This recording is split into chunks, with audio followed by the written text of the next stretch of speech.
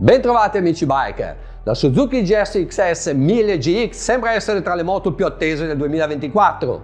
Appena arrivata mi sono recato presso la concessionaria Mazzola di Bergamo per vedere dal vivo e fare le prime considerazioni. È facile notare quali sono le cose condivise con il modello GT e che ho provato lo scorso anno. Ovviamente le novità non mancano e su questo modello troviamo qualcosa di veramente innovativo e che varrà la pena di provare. Le nuove sospensioni semiattive della Showa, ma andiamo per ordine. Il propulsore della nuova GX è lo stesso che troviamo sulla GT, il conosciutissimo 4 cilindri in linea di 1000 cm3 di derivazione sportiva. Rimane invariata la potenza massima che arriva a 152 cavalli a 11.000 giri e la coppia di 106 Nm a 9.250 giri. Entrambi i modelli dovrebbero condividere anche la stessa rapportatura. Per questo dettaglio però mi riservo di dare conferma dopo una prova su strada. L'azionamento della frizione è sempre a cavo. Con la GT condivide anche il telaio, quindi posso già confermare la buona riuscita del progetto per quanto riguarda la stabilità. Sulla GT avevo riscontrato poca agilità nei cambi di direzione, cosa che ho risolto dopo aver apportato qualche aggiustamento alle sospensioni. Anche il forcellone a banana è lo stesso. L'asola di scorrimento del perno ruota posteriore offre la possibilità di aumentare l'interasse della moto qualora si volesse una maggior trazione e stabilità in percorrenza di curva, cosa gradita a chi vuole tirare fuori il meglio in una guida sportiva sfruttando appieno le prestazioni del famigerato K7. Dopo un test ride completo, se lo riterrò utile, vi darò qualche altra dritta. Le sospensioni sono la vera chicca di questo modello. La Showa ha sviluppato per questa GX un sistema ammortizzante innovativo.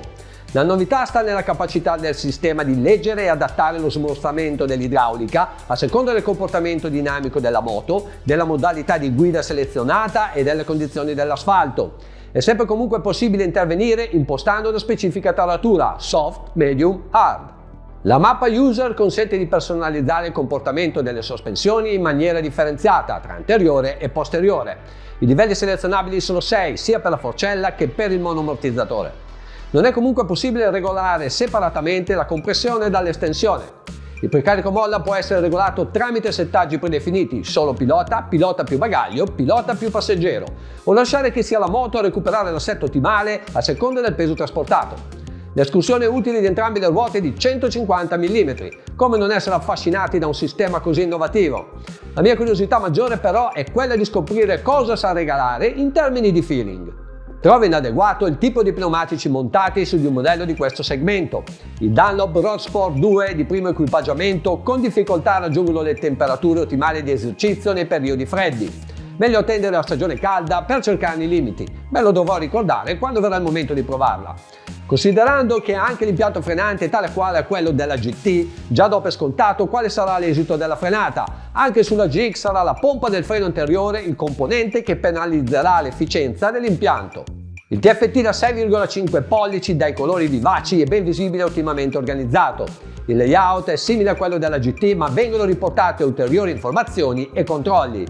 L'elettronica è anch'essa evoluta, le mappe motore sono 3, ognuna offre una diversa risposta nell'erogazione e nella sensibilità di intervento dei sistemi di assistenza alla guida. Il traction control è regolabile dall'utente su 7 livelli. Cambiando il livello di quest'ultimo però si va a modificare anche i parametri dell'antiimpennata e del regolatore di coppia motore. L'ABS è di tipo cornering, la sensibilità di intervento varia a seconda dell'angolo di piega grazie alla presenza di una piattaforma IMU.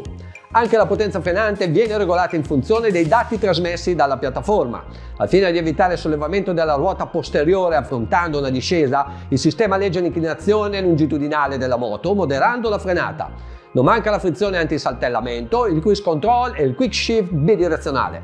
Con questa GX è possibile connettersi tramite USB, wireless LAN e Bluetooth. Per mezzo di un'applicazione gratuita è possibile gestire i contatti, le telefonate, visualizzare le notifiche del calendario, impostare un percorso o ascoltare della musica. Si può accedere a ulteriori servizi scaricando applicazioni di terze parti. L'ergonomia in sé è quella che ci si aspetta da una crossover sportiva. Il manubrio è piuttosto largo e alla giusta altezza. Le pedane sono piuttosto rialzate e un poco arretrate. La triangolazione mi piace perché il manubrio non è troppo distante dalla sella. Questo permette di mantenere le spalle rilassate nelle lunghe percorrenze.